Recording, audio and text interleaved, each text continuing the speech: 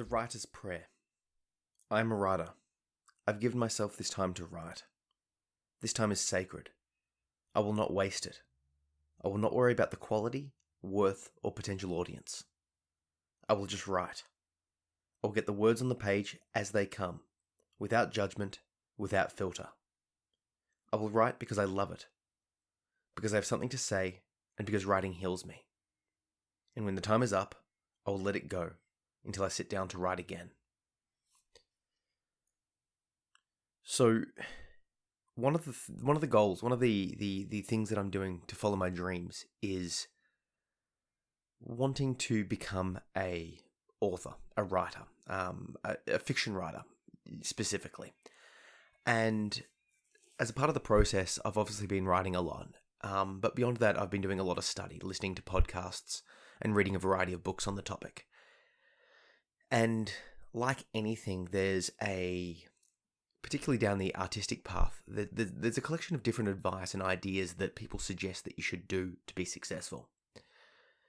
And the summary is basically write and read as often as possible. But the thing is with writing and reading as often as possible, it's that life gets in the way. And beyond that, what works for me or what works for one person may not work for other people. So I've been looking deeper into this concept, and some of the advice suggested that certain people work differently. So for me, I found that if I try and write every day, it frustrates me. I can't get into the groove, and I just feel like I'm wasting my time because I'm not really producing anything of worth in those short sessions. But other people can sort of grind away at their creative tasks like that. And I guess with my podcast and with the other stuff that I do online, I sort of do work like that. So it sort of felt like, okay, if I just put my mind to it, if I approach writing like I approach exercise and just do it every day over and over and over again, I'll get good. And then I wasn't hitting those results. My creativity dried up.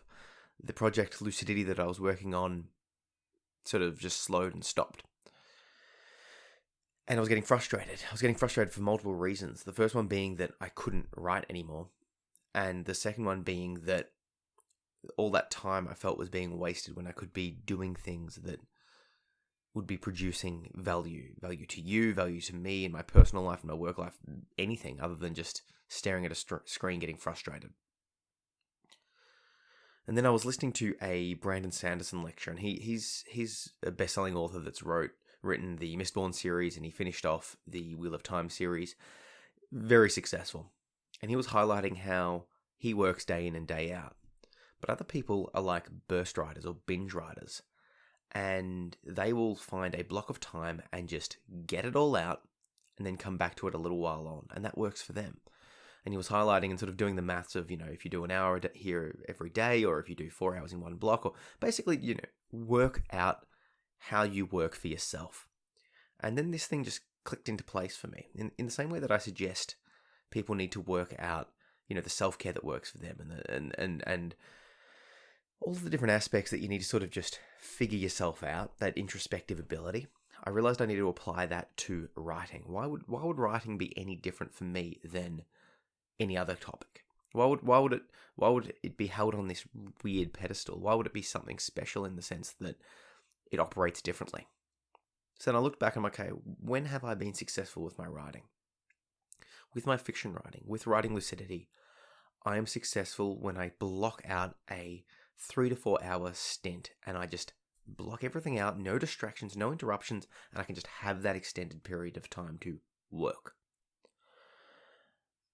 Brandon Sanderson talked about this a bit, and he was highlighting the fact that, when you work in bursts like this, the first hour might be not that productive, but then you get into the groove. In the second hour, your work rate's picking up. By the third hour, you're gunning it. You're doing real well, and then that fourth hour sort of tapers down a bit, and then you sort of run out of juice. And I almost directly related to that sort of 3 to 3.5 hour mark worked for me. So I'm like, okay, I'm going to acknowledge that some professional authors say you should work on your stuff every day. Others do it this way, others do it that way. What works for me? So what I realized what worked for me was this burst session. So I'm like, okay, let's look at my week. I work on Mondays, Wednesdays, Thursdays, and Fridays. I have obligations on the weekend. So when can I do my writing? Tuesday morning. That's the time that I have free, no obligations, nothing. I can just focus on my writing. So then I had this idea of making a loose writers group, a loose support group in which we can all sort of come together and connect with and inspire and push and motivate around writing. Ideally writing fiction, but around writing in general.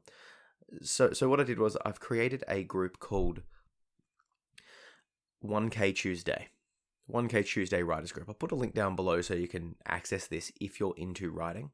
And basically the idea will be that I'm going to try and aim to write 1,000 words on the Tuesday and just be happy with that. Because the other thing that I was finding was that no matter how much or how little I wrote, I was never happy with it. I always felt like I could do more. And this is a problem that I have. It's like no matter what I do, it's like, but I could do more. Like I exercise for half an hour, but why not an hour?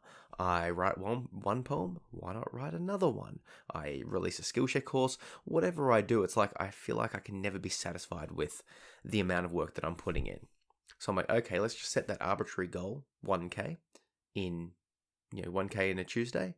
And it sort of seemed to fit because that's not too much. It's not little, but it's a decent chunk, and if your book's 30,000 words to 100,000 words, that 1K is going to chip it away. It might take half a year, it might take a year, and obviously the 1K is a minimum, but if I aim to get that done, that's great. So I'm going to reread the Writer's Prayer because this is the thing that that idea of the 1K Tuesday came to me, and then I'm like, okay, well, what can I do to sort of foster what I'm after? I want to make sure that time is sacred. I need to have a saying or a phrase or something that will enable me to be able to write, be able to put in the work and let it go once it's done. And also, and importantly, with artistic creation, to allow it to suck. When I'm first writing stuff, it is terrible. And then you review it and it gets better. But the problem with fiction is that I'm not that experienced with it. So it all feels very shit. And I'm struggle to see the end result being good. And what ends up happening is I start writing and then I get in my own mind and I stop being able to get the words down on the page and I start sort of thinking and backtracking, and then I look up and it's been like, a bunch of time and I've only written one paragraph because I've been questioning it, thinking it too much. Whereas the best writing comes when I just push it onto the page and just know that I'll fix it later. So how can I foster that attitude that this time is sacred, that I'm not going to waste it, that I'm not going to worry about it, I'm not going to think about anything, I'm just going to get it out. So then I came up with the idea of the Writer's Prayer. So I'll read it one more time, and the idea being that what I'm going to do with this is at the start of my Tuesday session and at the end of my Tuesday session, I will recite this to myself. It's just as a way to prime myself to get into it and to prime myself to let go of the session afterwards. Because the other problem with all of this was it's very easy to just be thinking about this over and over and over again, this creative project. For me, it's writing. For me, it's writing lucidity. And it's like just stuck in my mind. And it's not helpful. It's not helpful to the project. It's not helpful to me. So the better approach would be to just write it when I can write it and then let it go when I can let it go. So, the Writer's Prayer. I'm a writer. I've given myself this time to write. This time is sacred. I will not waste it. I will not worry about the quality, worth, or potential audience. I will just write. I will get the words on the page as they come, without judgment, without filter.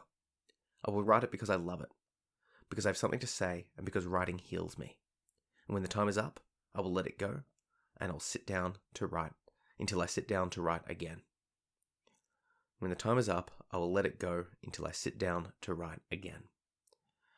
That last line, letting it go, is a problem that I've had my entire life, letting go of things. And I'm gonna give you a interesting story.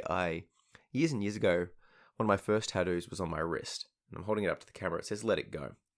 Now, I got this quite some time ago, And it was a personal statement for me, the idea to remind myself just to let go of things. And I was having an operation at one stage, and just as I was about to go under, the anesthesiologist looked at my arm and was like, "Oh, you're a fan of Frozen." And this was when Frozen just came out. And as I'm going under, I'm like, no, I got this before I was... I got the tattoo prior to Frozen coming out, and since then it's, particularly with students, they're like, "Oh, do you like Frozen, sir?" I'm like, "No, I do not. Frozen's a great movie. I got this tattoo before Frozen, and now it's on my body. This is a warning for you to potentially not get tattoos. Maybe there's something there, I don't know." But the message still holds, and it's obviously fairly similar to the message from the movie. But for me, it's about letting go of these hang-ups of the past, of people spiting me, of real or made-up issues that I've got in my head. It's an idea to let go of that, and being able to let go of a project. I'm not sure what it is about my mind, but I was talking to my brother recently, and he was saying that, when I was young, I had this way of just holding on to grudges. And I don't know, maybe it's from the transience of a traumatic past that made me just need to remember stuff to make myself safe. I don't know, or remember that certain people are dangerous, or that they've got the potential for danger. Not sure. What I do know is that I'm left with this real struggle to let go of stuff. Such a struggle that I'm like, okay, I need to look at this daily on my arm. Looking at my arm and going, okay, let it go. So that's what I sort of put into that last line of the writer's prayer. Interestingly enough, since deciding this, since going, okay, I'm going to let go of, I'm going to designate a time where I can focus exclusively on my writing, and then let it go, and I don't need to think about it then. My mind is freed, and I've got here on the page, on the table, like 4 to 5 different poems that have just come to me every morning. A new poem has come. Some of them are good. Some of them are some of them are positive. Some of them are more that sort of self-healing, that therapy approach. And if you've been following me on social media, I've been struggling recently. This is being recorded on the 27th of April, during the middle of the pandemic. And I've had some personal issues. I've been struggling with triggers and not being able to see the psychologist, a variety of different issues. And I've just sort of withdrawn into myself.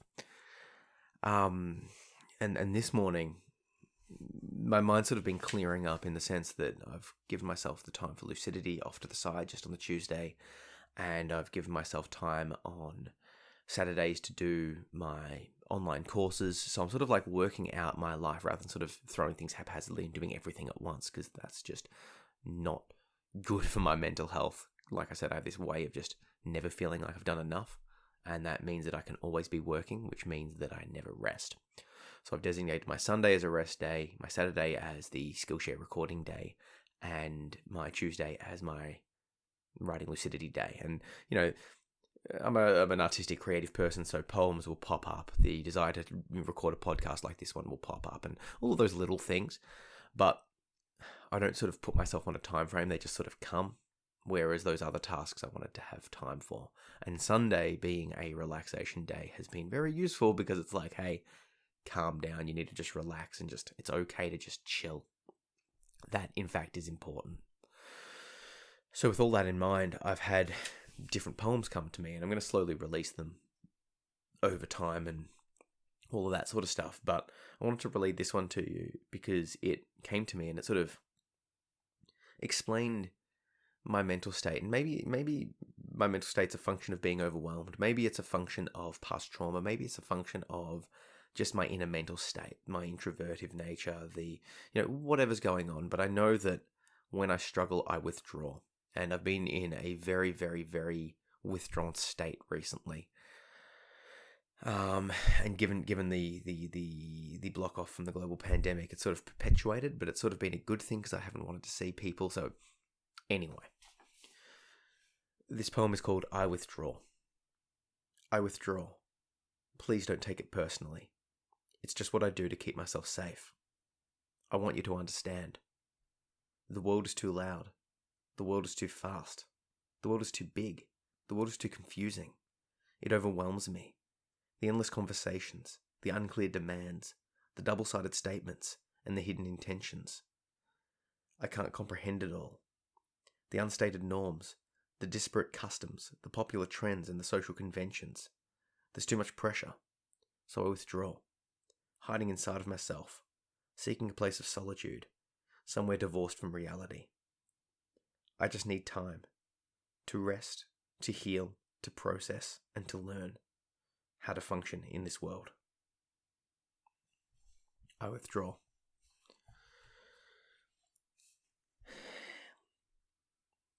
I often find that things get too much. It's like I've got a limited amount of processing power, the limited amount of ability to deal with the world and people. And it's like everyone's just always talking, and it's like I struggle to see the point. It's like, what are you trying to tell me? What do you want from me? Where are we going with this? What do I need to do to satiate the world's demands upon me? Even just saying that, and it feels very defensive. I feel very like back off, like my shield's up. But the thing is when I'm in a struggling mental state, that's how I feel. It's like, just what's the bare minimum I can do here to just get everyone to leave me alone, because I am struggling right now. Whereas at other times, I don't feel like that. I can take action, and I enjoy people's company, and I want more life. And I'm not exactly quite sure why this is, why this happens to me, in the sense that sometimes, some days, some weeks, some months, I get overwhelmed.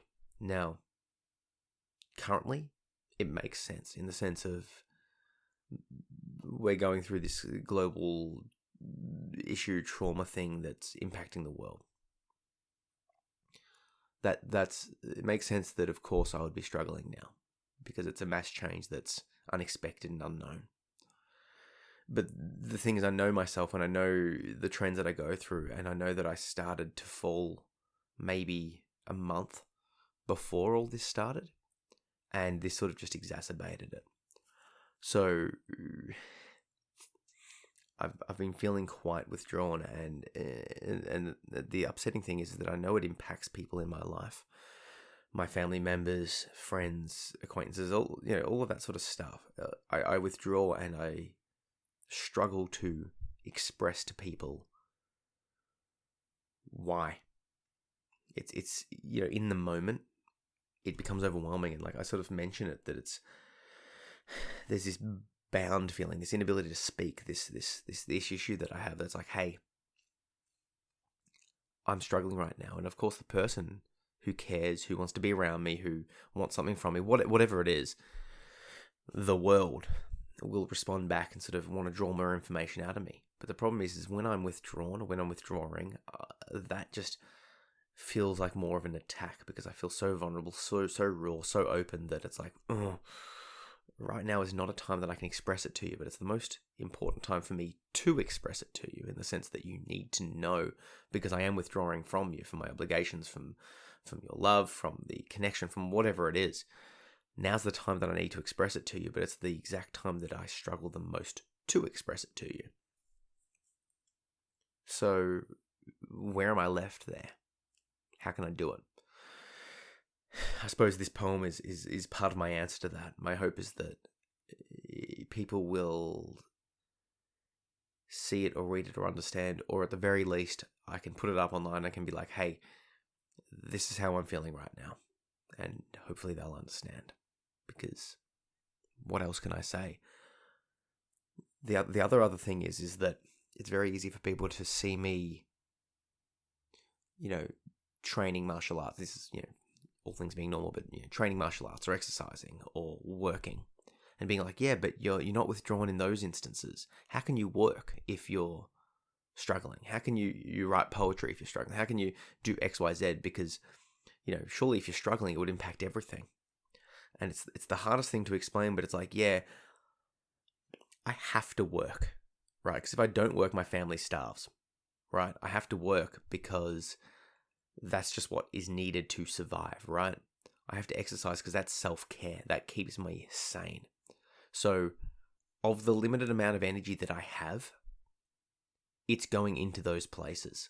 that's where I have to put it. And unfortunately, that means I need to recover after that time. That means I do need to withdraw to deal with that. And, in the ideal world, I quit my job, I withdraw from everything, and I emerge a beautiful butterfly in a week later, right? But that's not how reality works. In the past, when I had full-time work as a teacher, I would take sick days often.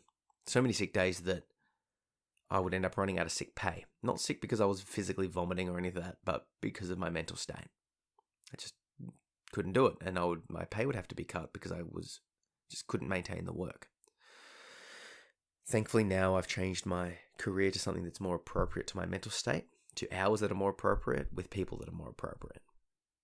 It just works for me, so I'm able to maintain work. It's not easy, it's a stressful job. It has more challenge in it than anything I've ever done. It makes me think and work in ways that are amazingly fun and challenging and exciting, but it's also quite emotionally draining. It takes its toll.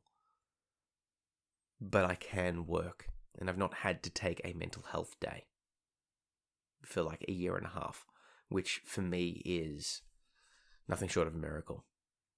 But it means those mental health days, or it means that comes at a cost to other things. It means I need to withdraw and recover. Why do I need to work?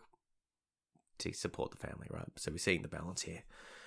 So when I talk about withdrawing, when I talk about this sort of stuff, this is where I'm coming from. Now let's pull all of this back and relate it to the writing group and relate it to me sort of working out my structure. Listening to the Brandon Sanderson thing highlighted the idea that, okay, maybe I write differently. Maybe my way of writing is different to how he writes, and he freely acknowledges that. But maybe it's different to how every other writer writes. See, the thing is, I already knew this. Having read books like Daily Rituals. And that book covers a whole variety of different artists of how they work, and it's clear that they're all different. But there's this sort of self-doubt thing. It's like, yeah, but surely all of these super successful people know something that I don't. So then you sort of follow their advice and you realize it doesn't quite work for you. You have to work out your own. So him highlighting the idea that potentially I could be a burst writer. Potentially Tuesdays is just the day for me. Cool. Okay, that's going to be my writing day.